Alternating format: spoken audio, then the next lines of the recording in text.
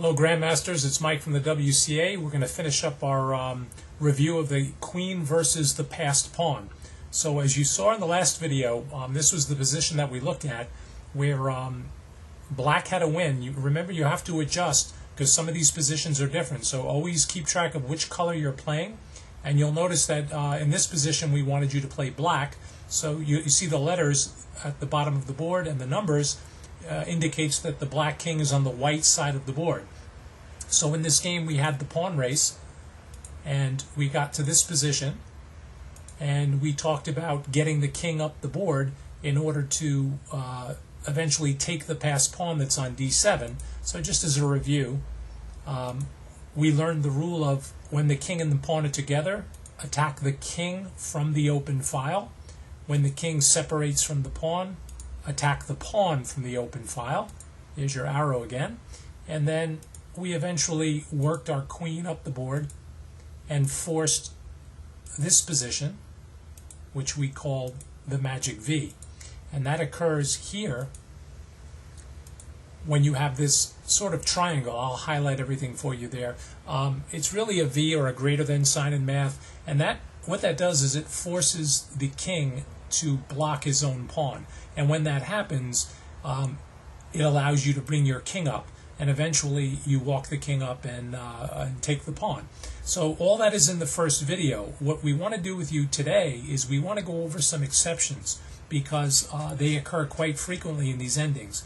They particularly occur when you're talking about bishop pawns and rook pawns. Now what do I mean by that? Let me put another example up there for you. Here, again, you can say that you're white in this position, so the letters and numbers are correct, and your pawn is one box away from queening.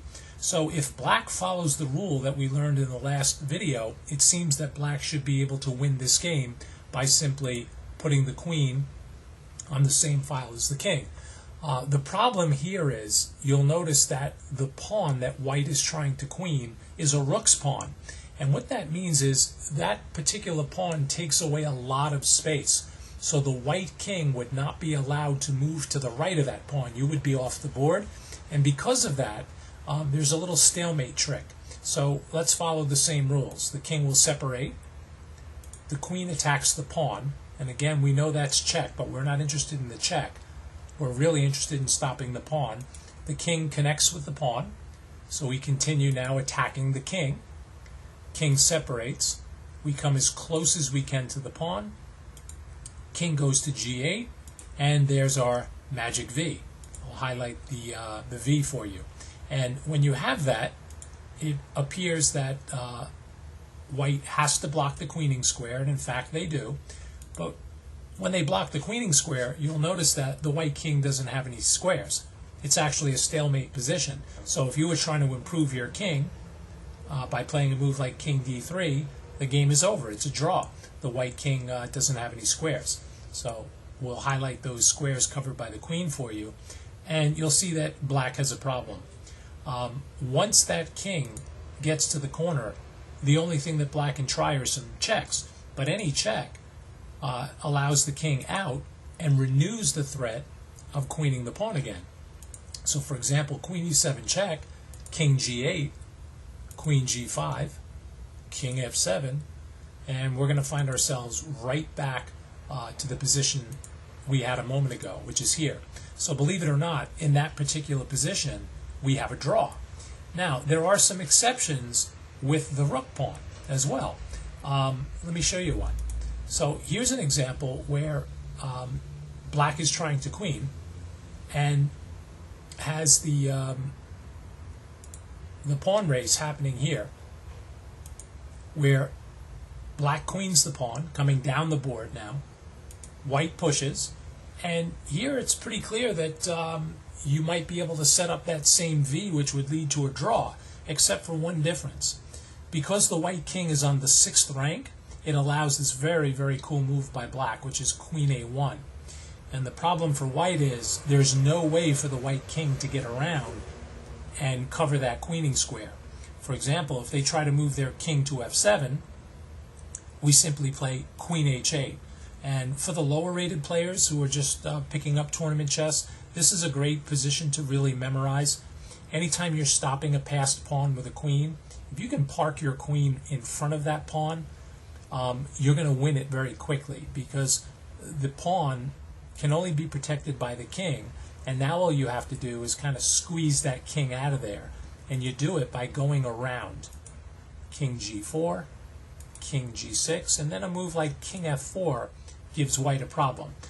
The only move they have to protect the pawn would be king h6, and then after king f5, you'll see that black has formed a mating net. White's only legal move in the position is king h5, and then queen takes h7 mate. So let me show you that again. And remember, all the WCA videos are meant to be paused at some point. So you should stop this video on occasion, especially when you have some difficulty. Set the position up in your board, pause the video, and try to work these things out for yourself. Okay, so again, here you're on the winning side. You're playing black. And I know it seems confusing when you see the 1 and the 2 at the bottom of the board, but if you were playing the black pieces, that's where your king would be. You're actually going to the opposite side as you tried to queen. So here the pawn will make its way down the board, and white will try to go up as well. There's the queen, h7, and then the move queen a1. And that's pretty much going to end the game as you saw. Okay, let's take a look at another position here. This is almost identical to the position that we started the whole series off with. Matter of fact, it is. The only difference is everything is moved over one file to the left. And what that does is it creates a bishop pawn for white and black, but it's really white's pawn that's trying to be stopped. So what happened in this particular game is white pushed their pawn, black queens, and just like in the original video, after c7, the problem now is king a3, we're going to set up our magic V. And for example, after king b7, you should know by now that black is going to line up with the king, because the king and the pawn are together. There's that arrow. The king will separate, and as you zigzag your way up the board, just as we had seen in the other videos, you're going to run into trick number 2. So you already saw what can happen with a rook pawn. Well, here's what can happen with a bishop pawn. Once you create the V, which is what you see highlighted right here, white has a very, very, very interesting move, king a8. And the problem with king a8 is you can't take the pawn, because if you take the pawn, we have another situation with a stalemate. So you can see everybody is cut off right there. So this V that you form up here just leads to nothing more than a draw. The correct move for white is to put the king in the corner and more or less force black to play some checks or move the king, and then you'll just queen. So there's really no way for black to win. But you have to be careful here.